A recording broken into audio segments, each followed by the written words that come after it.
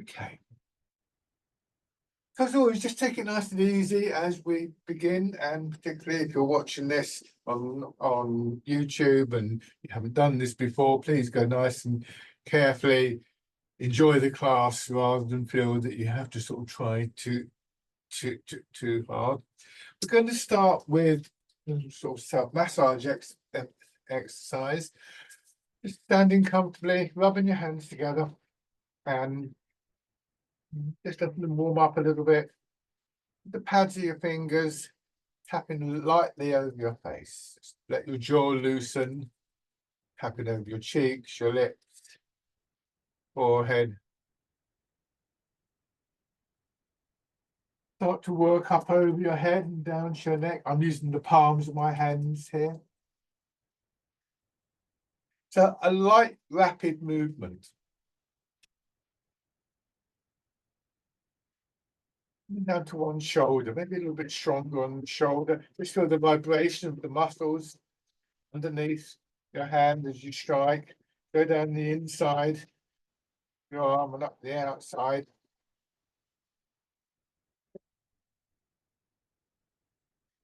And then on the other shoulder, again, noticing the vibrations and the shaking that you get as you tap, fingers shaking a little bit perhaps.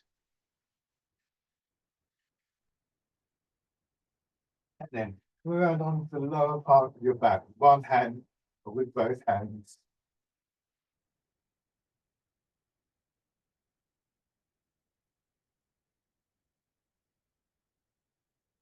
Going out to the sides, going around your hips. My hand's fisted at the moment. You can do it with an open palm, go down the outside of your legs and up the inside.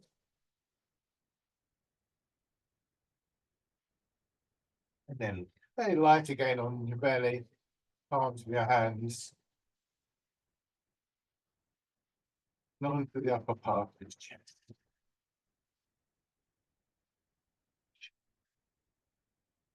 Okay, so standing with your feet directly below your hips, so not too close together. And just beginning to turn in the center part of your body. So that area between your hips and your waist, when you turn there, notice the effect it has right up through your back and your spine into your shoulders and your arms. People with a little bit more experience also notice what's happening down in your legs, your knees, your feet, your weight. And this idea of noticing, of awareness, is one of the key elements, one of the key benefits, I think, that we get from Tai Chi. And also one of the key things that enables us to get a sense of moving forwards, progressing with the art. I think just a general sense of your awareness coming into your body enables you to begin to settle a little bit. These are very much moving meditations. So don't think of these things simply as a kind of slightly odd form of exercise. We try and do things intentionally, with awareness, with intention. So bringing body and mind together with this third element of movement, of energy, with a sense of harmony, support. And I think one of the almost immediate benefits that we can get from an art like Tai Chi is this sense of just beginning to settle a bit. We start to get a glimpse of what we refer to in Tai Chi as the stillness within the movement. And it is just a glimpse, it comes and it goes, but these little moments where we do get that sense are really important for our well-being and are part of the sort of system of building blocks in Tai Chi. There's other things as well. This is a physical art without a doubt. So we begin to make small, gentle changes to our posture, movement. And again, particularly for people who are new to this, just recognize that these changes that we make are done very gently. They're cultivated, they're not forced on the body. So you're not necessarily going to come into perfect posture or get everything exactly right. Try and develop an understanding of why we do these things as well as how. Everybody's a little bit different, and our starting points are different. So in the end, that understanding enables us to create our own routine, as it were. Turning your hands palm forwards, raise them up a little bit. Just feeling the connection from hips to shoulders to arms. A strong emphasis on a redirection of our attention from the upper part of the body into our hips, our legs, our feet. Not as a rejection of the upper part of the body, but to kind of rebalance a bias that we all tend to carry towards the upper part of the body. We're trying to develop a sense of the whole body as one unit rather than separate parts.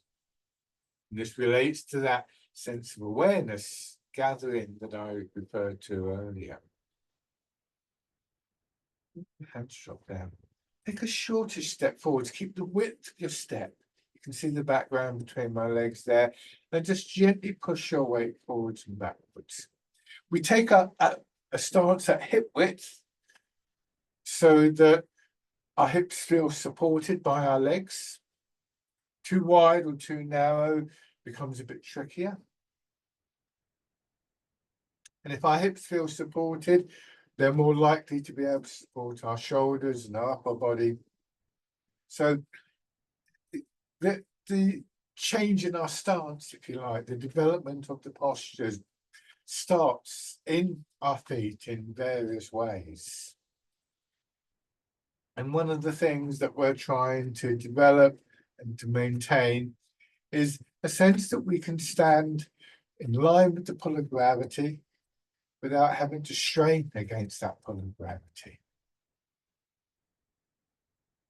And then the other foot forwards.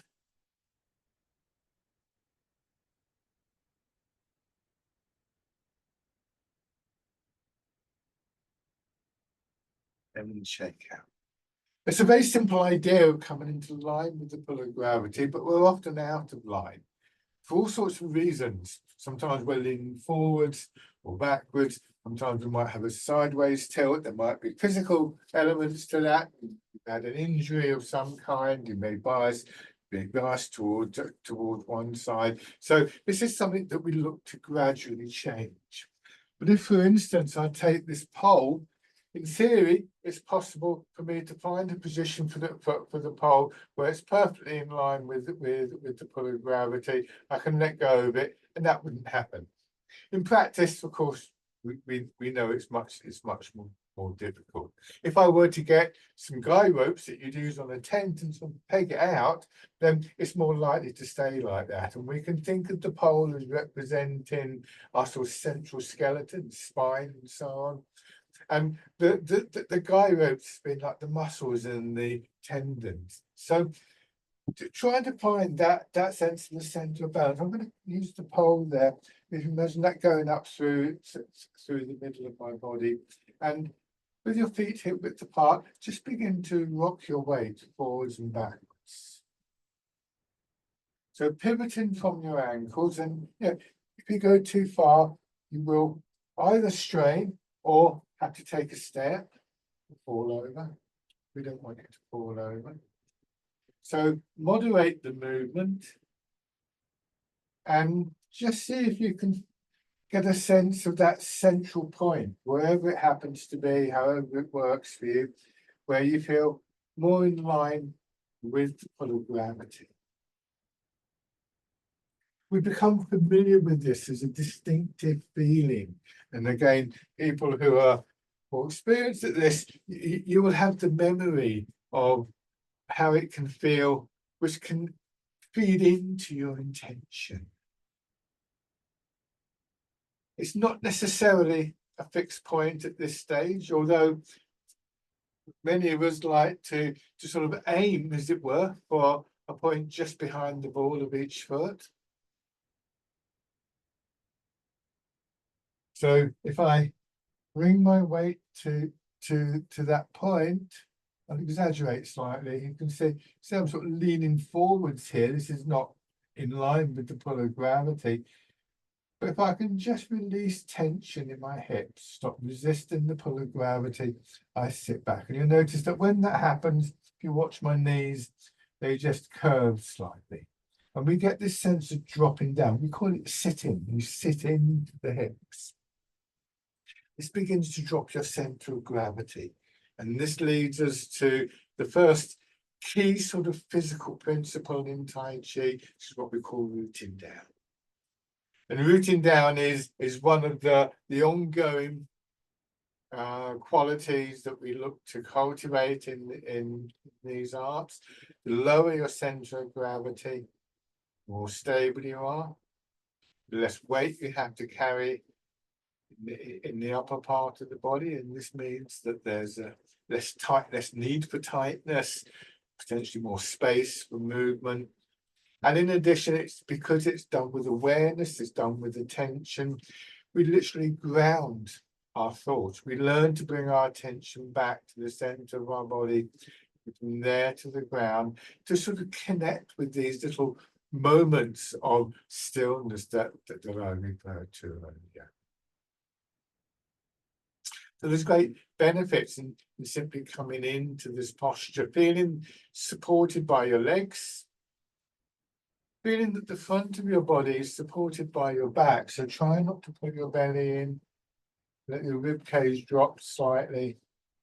And in doing so, becoming aware that as you release some of the tightness and the stiffness in the soft tissue of your body, there is a support from within. Again, think of the skeleton to begin with, supporting you, giving you shape. And maybe just getting a sense of moving from that depth, particularly people a bit more familiar with this. So very gently, don't overdo the bending of your knees, just letting your hips drop back and then pushing up again. At the top of the movement, don't lock your knees out. Just let gravity draw your hips back and down. And then before it becomes too much of a struggle, feel your legs pushing you up. When we come up, you're pushing away from the ground. Your feet are pressing into the ground. So we maintain that sense of our root, and our body just extends, it grows out of that, and then dropping back in. Looking, if possible, to get a sense that as you drop down, you're able to drop your root down a little bit more deeply, at least some of the time.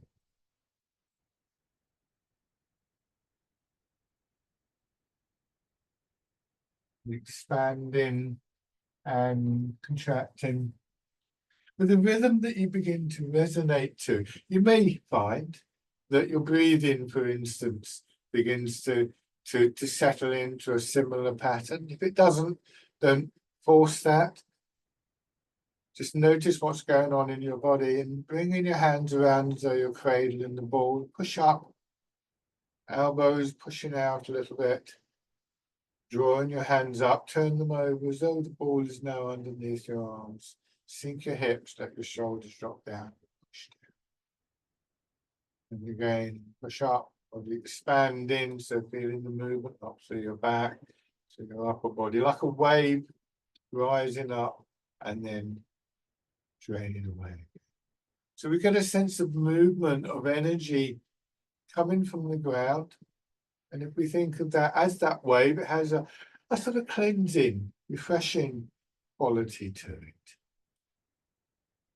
So not only is this being rooting down a source of stability, important as that is, but it is also in a way the point where the movement, that wave, arises from. And this exercise is simply called rooting down. Expanding and contracting. Trying not to stiffen up in your shoulders, your arms, or your fingers. We don't want to ignore the upper part of the body. So we're looking to expand our circle of awareness and intention to include the whole of our body. And that helps to build this sense of our whole body moving as one unit, and the feeling of the flow of energy that comes from that.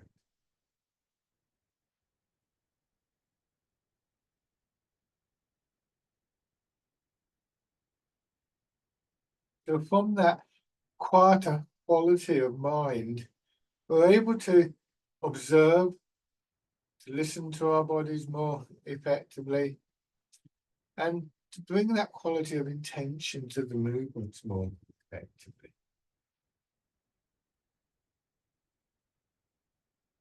We can apply imagery. It's interesting to note how our bodies will respond to images. And one of the most universal images that we use in Tai Chi is as though we're moving through water. Water offering support, but a little bit of resistance. Not so much that we have to stiffen up and tighten. In fact, the resistance of water encourages a softening and releasing into the soft tissue and the joints of the body, making it feel a little bit stronger, but also helping with the flow of the movement.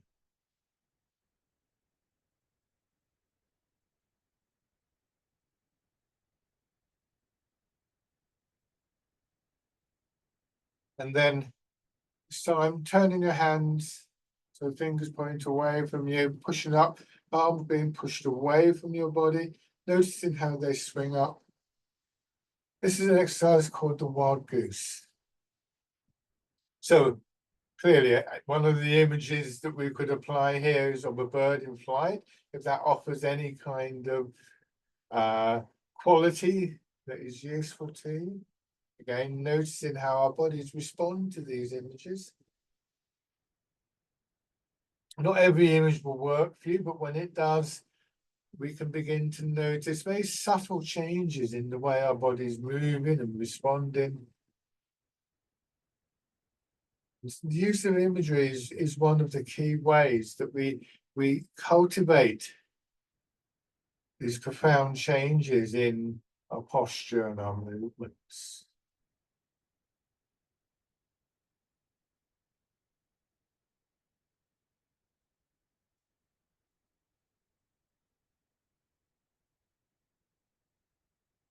And then letting your hands drop down and crossing in front of your belly, pushing up, elbows being pushed out, drawing your fingers around a nice smooth, expansive circle, going back down into the ground. This is called parting the clouds.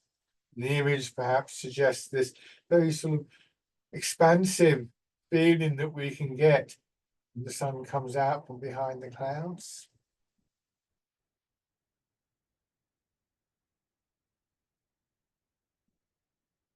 Making sure that when you move in these more extended movements, you don't go to a full movement. You want to feel as though you could have moved a little bit further. In that way, just maintaining that sense of space within the body.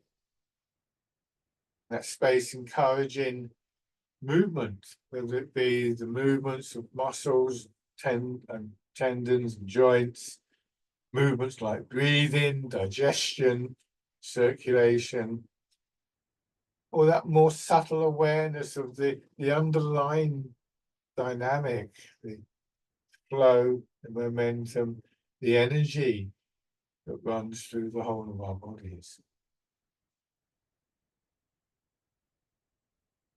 One more time.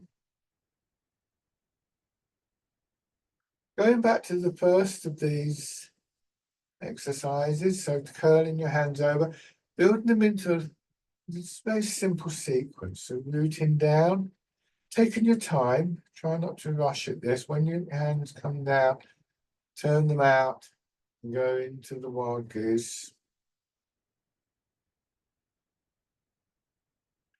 And then parting the clouds.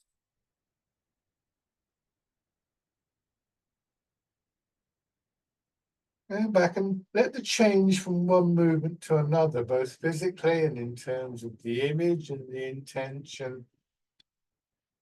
Draw your attention more into your body, noticing what's similar between each movement, but also what's different. Each movement will have its own unique signature and responsiveness within your body.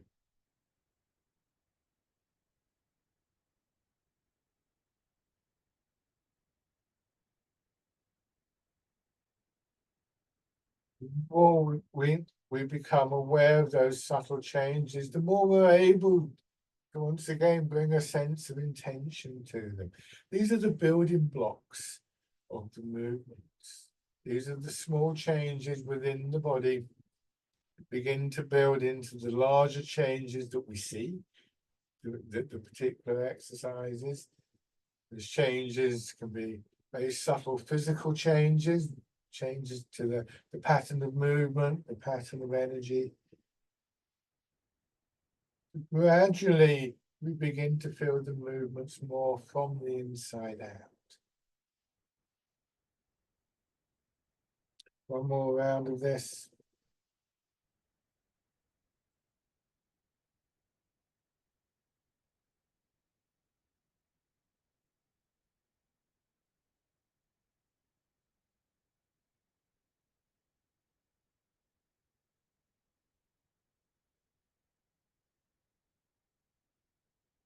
Let your hands drop down. Feel the weight of your arms hanging from your shoulders.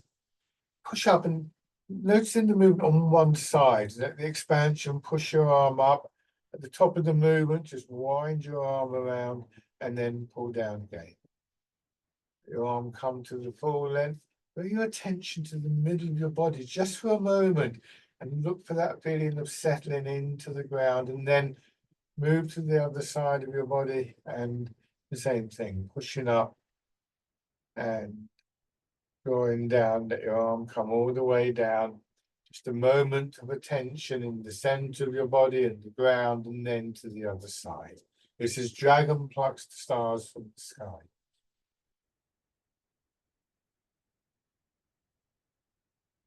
Movements all have these little moments where we're able to just settle, bring in a sense of, an intentionality, just in that split second to settle.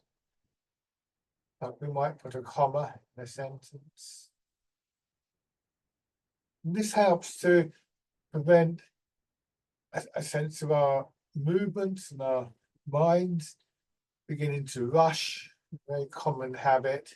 Helps us to preserve this sense of stillness that exists within the movement.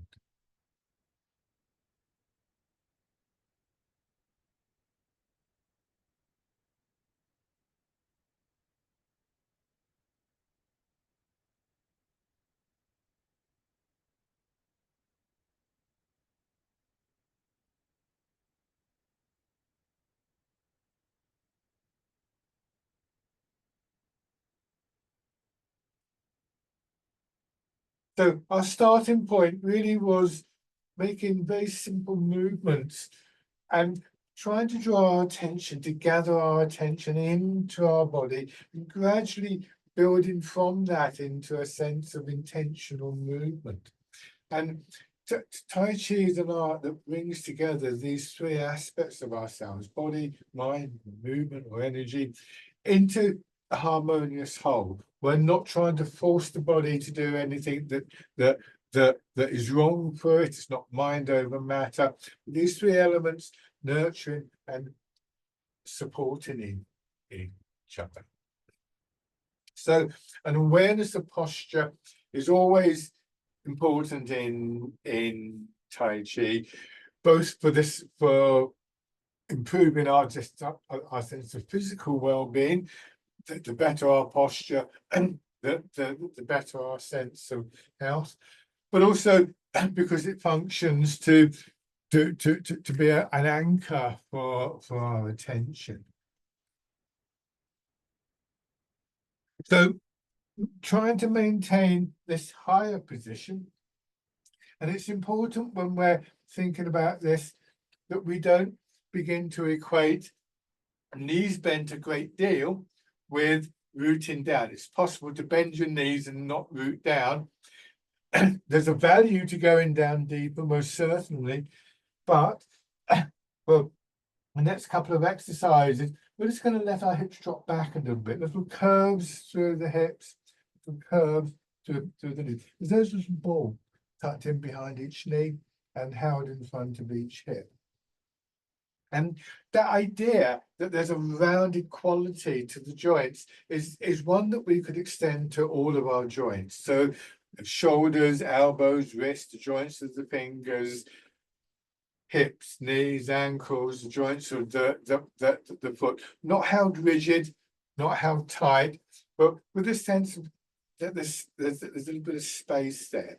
This will require certain muscles and certain tendons and ligaments to work harder. So it's hard to maintain to begin with, but it is repaid by practice and enables the smoothness of movements. Think of the joints of your body as being like the hinges on a door. And you know, if you live in a house where the hinges stick, it's not so easy to move around. So it's really important to keep the joints mobilized, and in particular with the joints of your legs, not to feel that they're having to carry the weight of your body. This will make the muscles of your legs ache. So people who are familiar with this, you'll know that. So trying to maintain this position of being in line with the pull of gravity, allowing your center of gravity to sink. Bring your hands to your sides, lightly touching the side of your hips.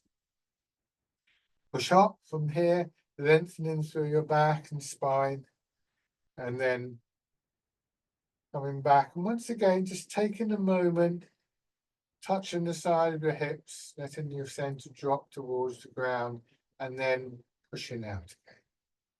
Body expanding and contracting.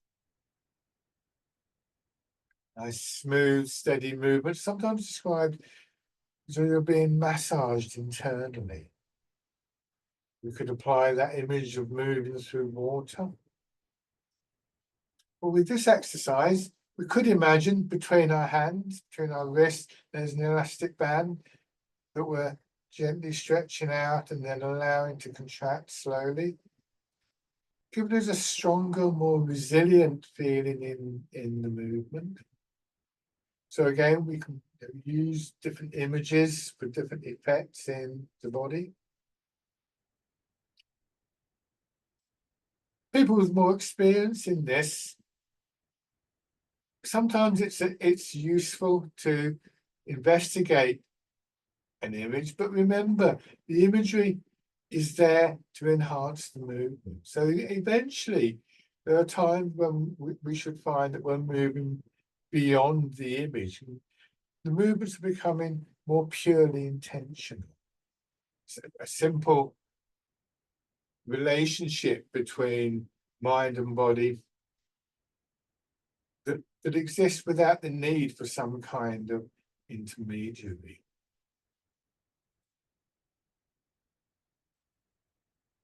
This time, as you bring your hands back, bringing your attention to that central part of your body once again, and then pushing out and turning in the center.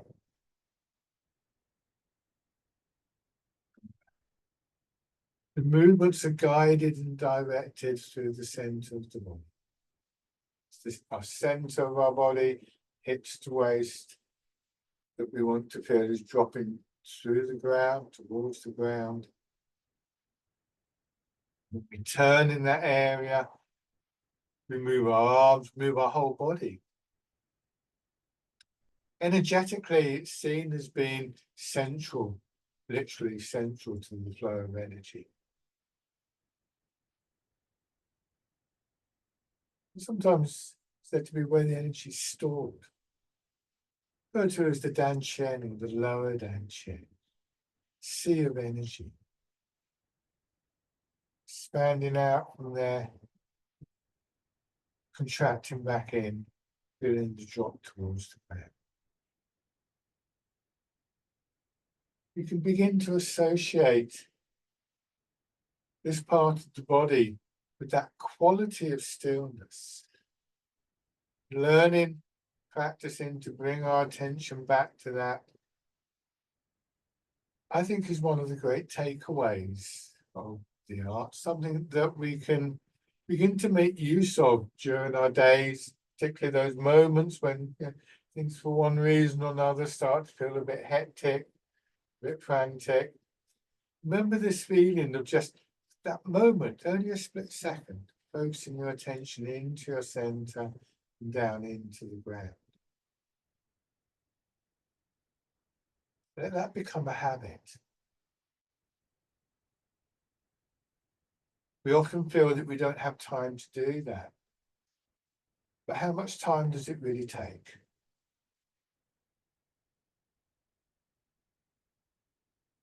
And from there we move out again. No one's suggesting that this is all we do. It's the prelude to the action.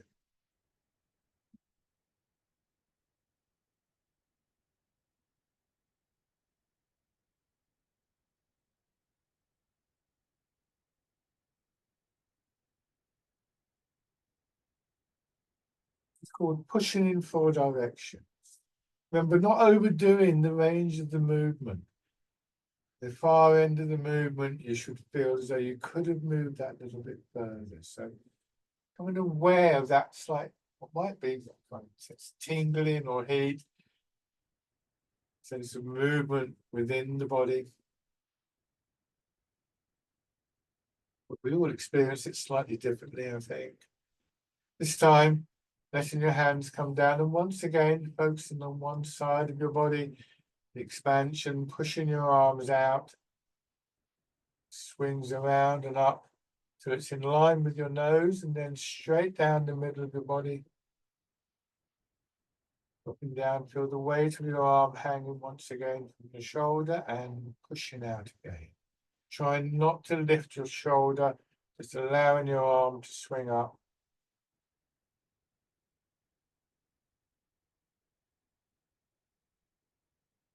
It's called circling palms for obvious reasons.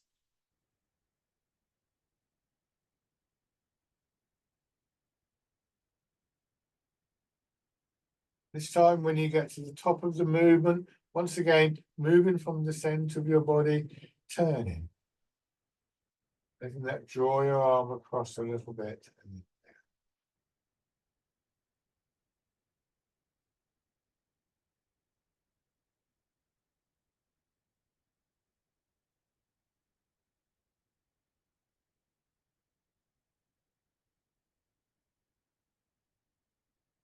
Remember those various images that we use? We call in the ones that are most useful to you. Changing sides. Recognizing how when we view things, as it were, from the perspective of that central part of our body, the lower dantian, we begin to get a sense of our whole body. Feet, crown of the head, fingers.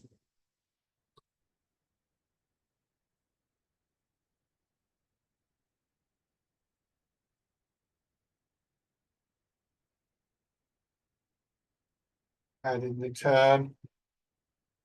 That area, central area, sometimes described to me like the hub of a wheel. When the hub of the wheel turns, the whole wheel moves. So if we're looking for that sense of whole body movement, that sense of connection, we find that best when we move from the center, from the ground.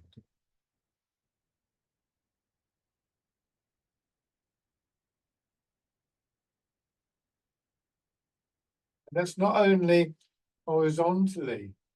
If you push your hips back, if you rotate vertically in the center of the body, notice what happens to your head and shoulders. And then when we let gravity pull our hips down and up, center resets, and noticing how that brings your head and shoulders up nice and easily, trying not to strain in the upper part of your body, your hips, shoulders, working together to bring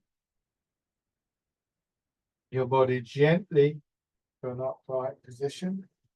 Be very careful with your back and with your knees with these next two exercises. Sink down just a little bit, go as far as you're comfortable. Your hips drop back, push up, let your arms follow. Just gently lengthening from your hips to your shoulders and out to your fingers. This is rowing a boat in the middle of the lake. It's important not to bend forwards, but to push your hips back. And then just patiently waiting for your hips to drop down, come into the upright position.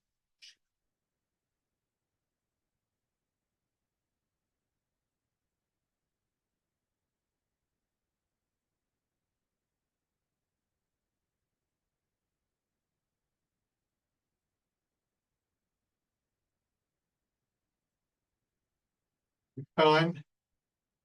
Let your hands come to rest in front of your belly. Turn and then push your hips back. Swinging your hips across carefully. Let them drop down again and return to the center. The movement, drawing your hands around in a nice smooth circle. Change direction. Tendencies. Polishing the table.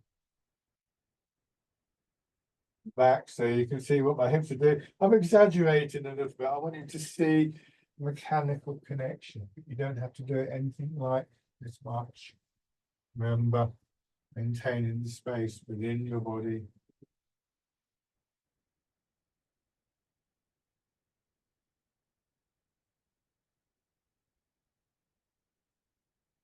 Again, just like moving through water may help.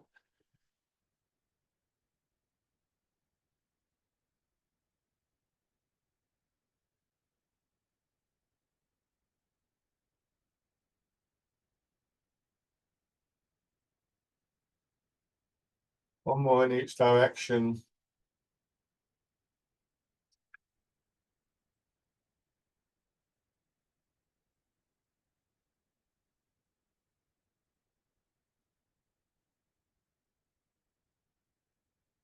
And then come back to standing.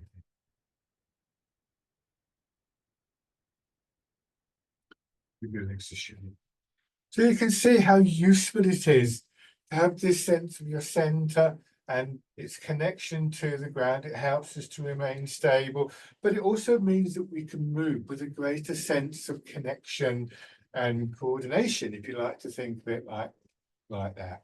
And those last two exercises are unusual. Mostly we remain upright in these practices, but with these last two movements, we begin to see that when we can find that sense of alignment with the pull of gravity, rather than getting into a fight with gravity, straining constantly to hold ourselves upright, we can actually use gravity. We can let gravity work on our hips. It would be like getting this pole here. If it was at an angle, I could try and lift it up from that end, or I could push down on this end like a seesaw.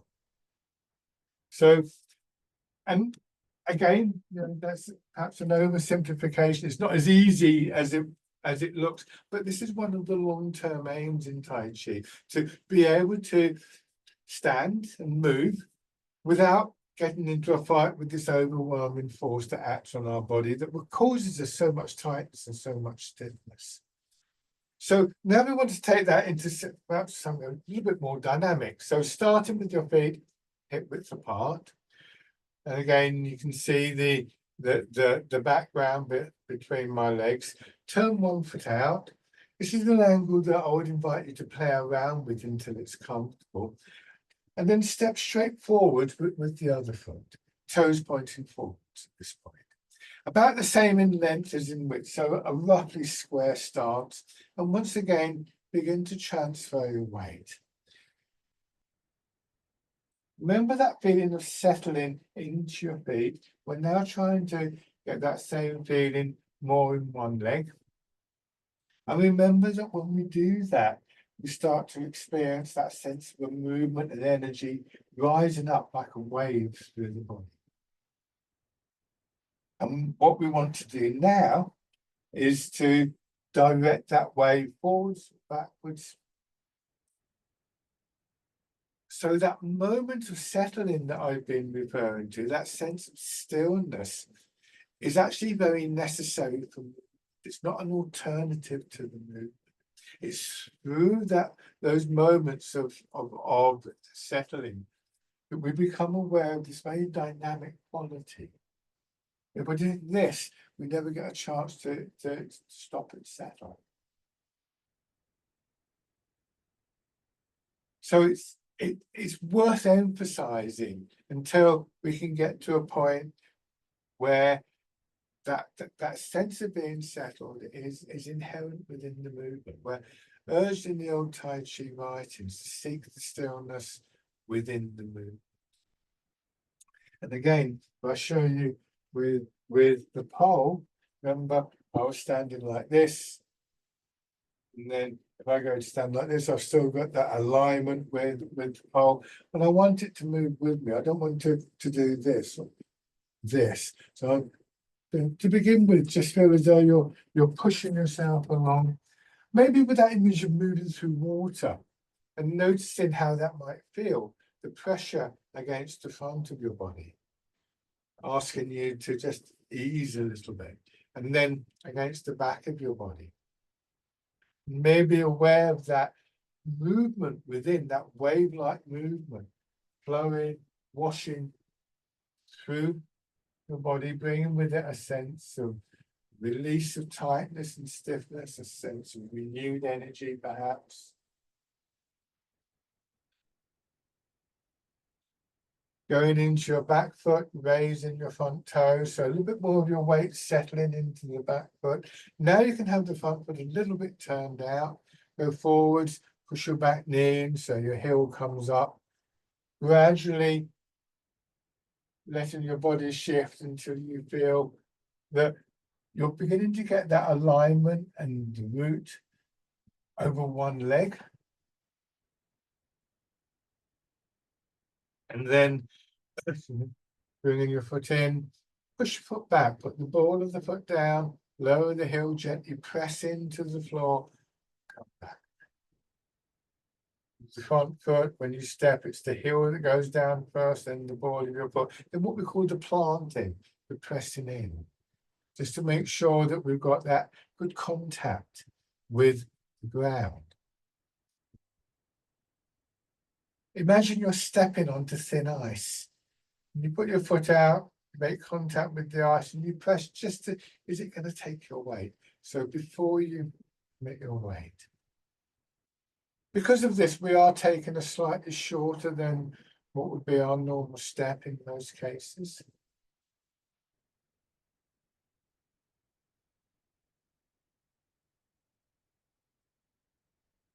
Then on the other side. So from the parallel stance, turning your foot out, step forwards. Moving forward and backwards without moving your feet, but still feeling that connection to the ground. We achieve stability, not by straining, not by stiffening up, but by allowing gravity to pull our center of gravity down through a well-aligned posture.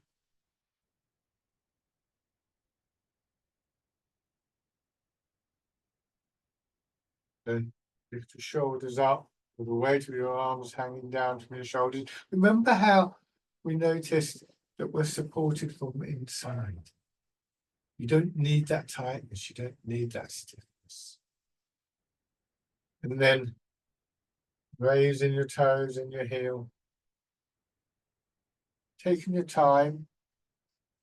If you do feel a bit wobbly and uncertain when you do this, try just resting your hand on a wall or a table or something to give you that little bit of extra confidence to release and to learn how when we release, we do get that extra sense of stability. We can take the slow step without straining. It's very much a learning process. And people who are more experienced don't feel that it's not worth you doing that. Sometimes it's interesting to do that, to go to revisit that and think, oh, that's interesting. I hadn't noticed that before. And then take a few steps through, either forwards or backwards, carefully planting the foot each time.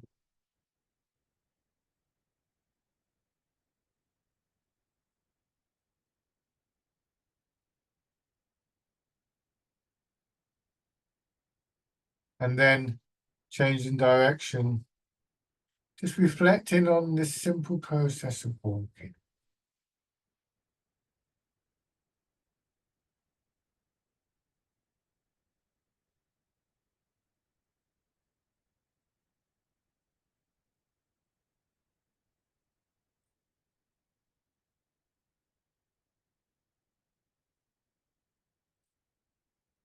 Bring your feet down. Now go back into this forward stance called bow stance.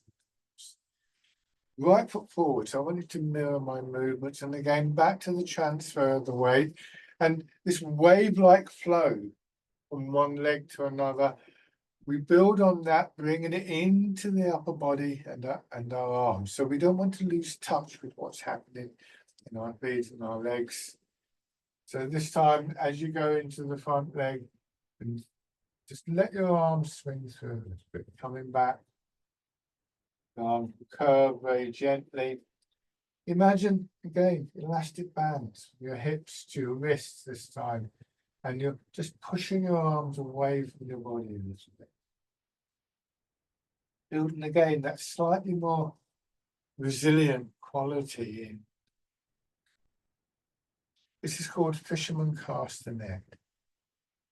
It's a lovely exercise for just following this pattern of the wave, the energy flowing through your body. Noticing how it feels in your back, sides, belly. Feeling where, as your arms swing through, there are patterns of expansion and contraction. Remembering that these small changes in the body are the things we want to bring our intention to build the outer limits.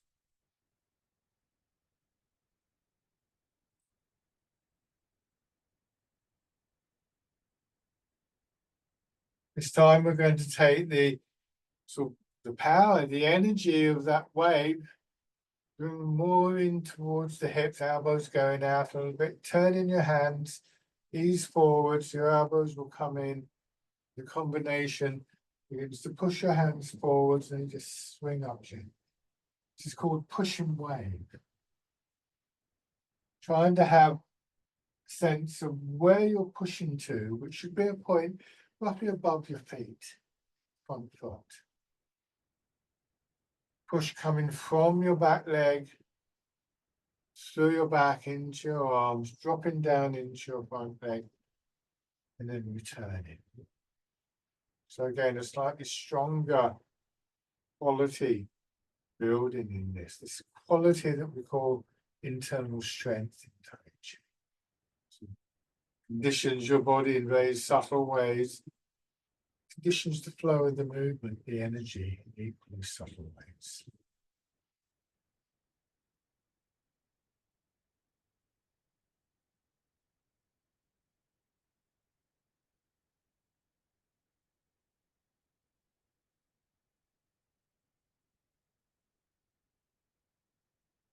One more time, going forwards, and then as you begin to arrive in the front leg, turn to your left, separating your hands out, flatten your hands out, move back, let your hands drop down, and again, letting them just naturally swing up and turning. This is called wind blows the willows. And in this exercise, we find the full combination of movement. In the classic Tai Chi writings, we're told that first in the mind, build that quietness and that ability to consciously, deliberately guide the movement, to intend the movement, rooted in the feet, that source of stability, that source of the energy, transmitted through our legs to transfer the weight, guided, directed through the center of the body, that area between hips and waist, and finally expressed in our upper body and arms. It's how all movements are built into each. Wind blows the willows.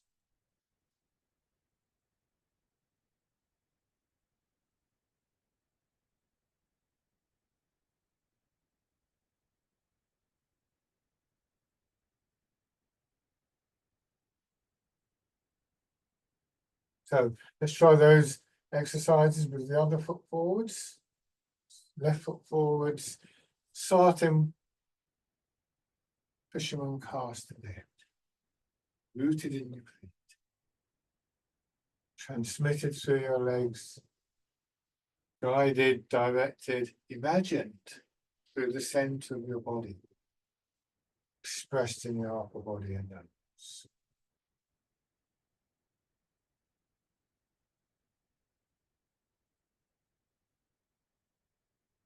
Remember how it feels to make that sense of connection to the root, to the ground beneath your feet. And that becomes a source of movement, of energy.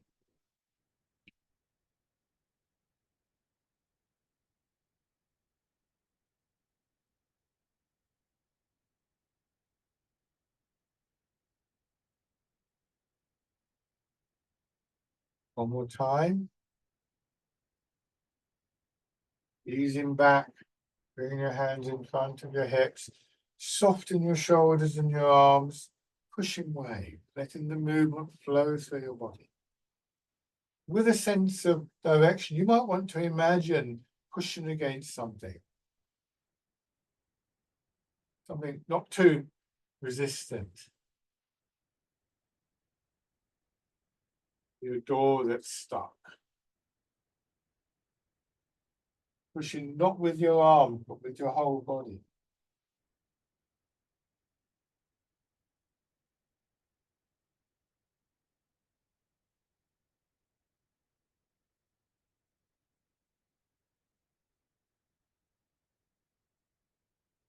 Forwards and turning, wind blows the willows.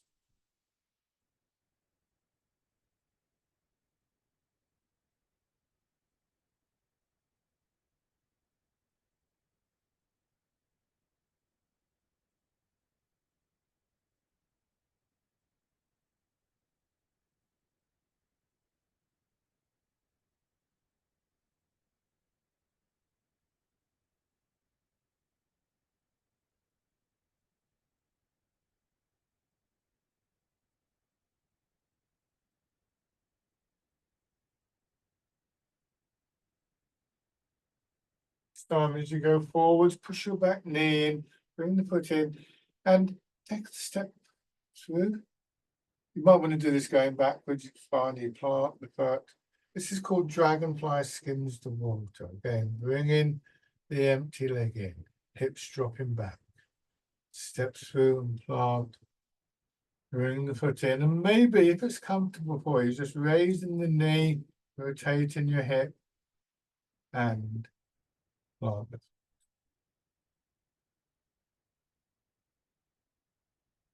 Don't raise the leg in this way if you feel at all uncomfortable with that. Just have time to build this, change in direction.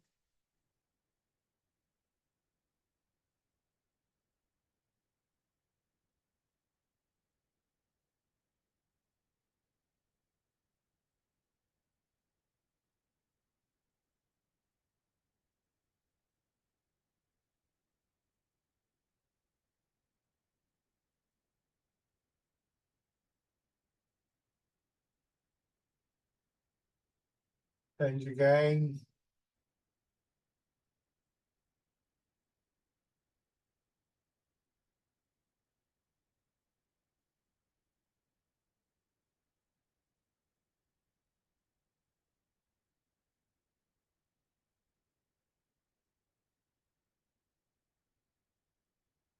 And change.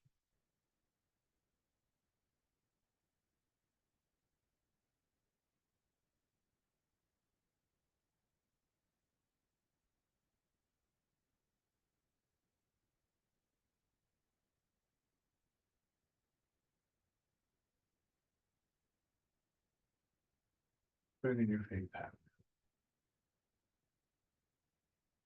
Give you again, it's interesting to investigate that. You could have hand on one wall, maybe just do this single-handed, noticing with the advantage of the support from the wall, just where you might be holding tightness and stiffness, and improving your sense of being able to settle down. So coming to the last exercise, our standard closing exercise, Embrace Tiger, Return to Mountain, with this theme, if you like, of coming back. Maybe the image of the mountain with its deep roots, its strength, its dynamic quality, but that sense of stillness is an interesting image for you. So from the parallel stance, sinking down, pushing up, your arms expanding outwards a little bit like the wild goose, but bring them around as though you're going to hold a ball against the chest. Drawing your hands in, and then hips sinking, your hands coming down to your center. And again, that feeling of settling into your root, and then pushing out again. Embrace Tiger, Return to Mountain.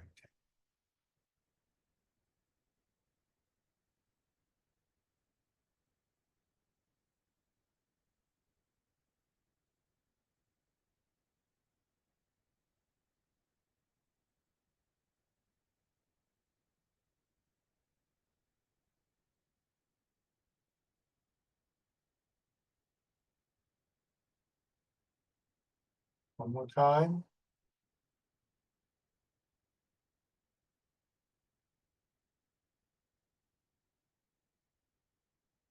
And